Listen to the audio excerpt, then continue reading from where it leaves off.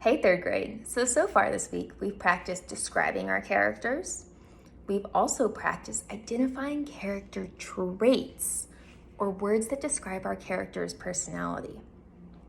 Today, we're going to move past that and take it one step further. Good readers notice patterns about a character to come up with big ideas about them. Today, we're going to read 2 more chapters of Frindle to try and notice a pattern in Nick's behavior. We're going to dive on in. Chapter 3, The Question. The first day of school was always a get-acquainted day. Books were passed out, there was a lot of chatter, everyone asked, "Hey, what did you do over the summer?" Periods 1 through 6 went by very smoothly for Nick. But then came period 7. Mrs. Granger's class was all business.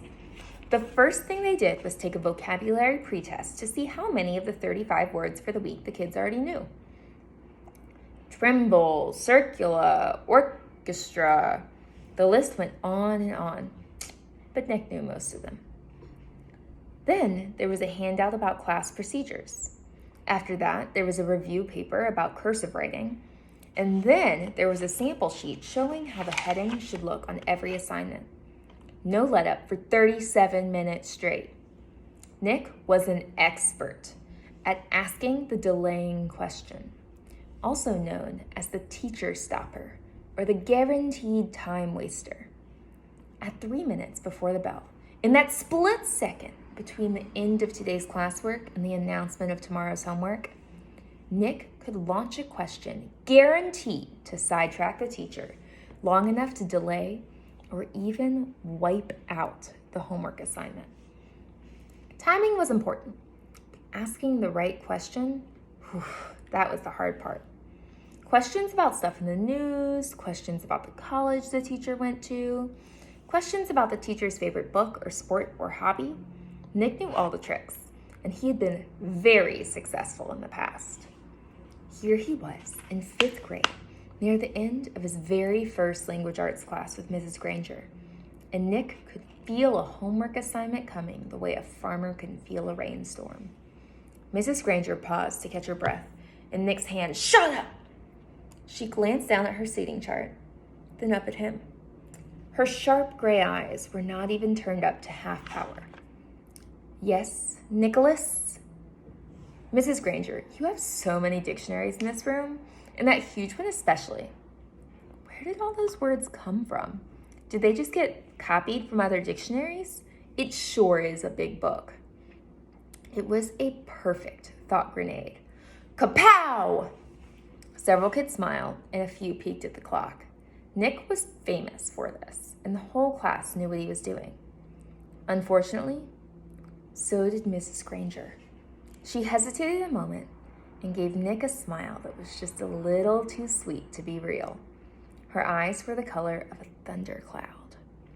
"Why, what an interesting question, Nicholas. I could talk about that for hours, I bet." She glanced around the classroom. "Do the rest of you want to know too?" Everyone nodded yes. "Well then, Nicholas, will you do some research on that subject and give it a little oral report to the class? If you find out the answer yourself, it'll mean so much more than if I just told you. Please have your report ready for us for our next class." Mrs. Granger smiled at him again, very sweetly, and then it was back to business. "Now, the homework for tomorrow can be found on page 12 of your Words Alive book." Nick barely heard the assignment. His heart was pounding, and he felt small, very small. He could feel the tops of his ears glowing red. A complete shutdown, an extra assignment, and probably a little black mark next to his name on the seating chart. Everything he had heard about this teacher was true.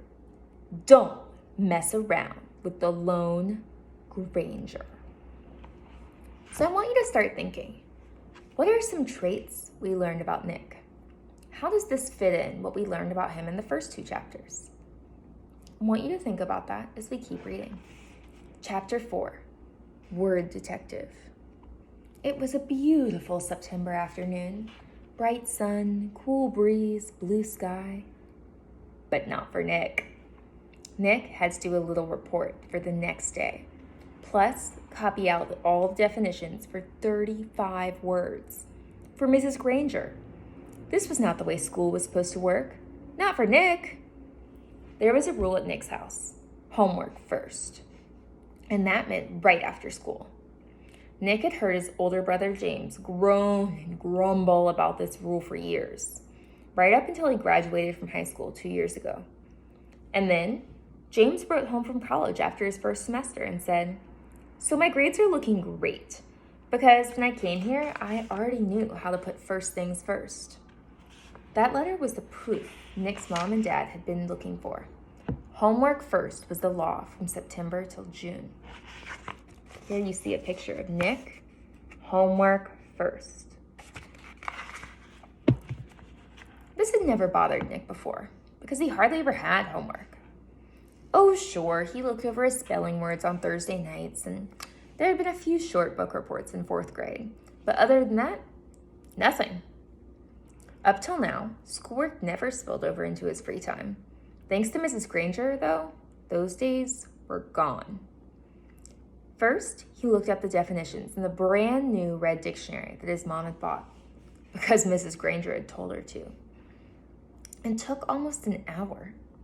He could hear a baseball game in John's yard down the street, yelling and shouting, and every few minutes the sharp crack of a bat connecting with a pitch. But he had a report to do for Mrs. Granger. Nick looked at the front of the dictionary. There was an introduction to the book called Words and Their Origins. Perfect, Nick thought. It was just what he needed to do his report. It would be all over in a few minutes. Nick could already feel the sun and the breeze on his face as he ran outside to play, homework all done. And then he read the first sentence from the introduction. Without question, this modern American dictionary is one of the most surprisingly complex and profound documents ever to be created, for it embodies unparalleled etymological detail, reflecting not only superb lexicographic scholarship, but also the dreams and speech and imaginative talents of millions of people over thousands of years. For every person who has ever spoken or written in English has had a hand in its making. What? Nick scratched his head, read it again, and then again.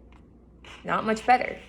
It was sort of like trying to read the ingredients on a shampoo bottle. He slammed the dictionary shut and walked downstairs.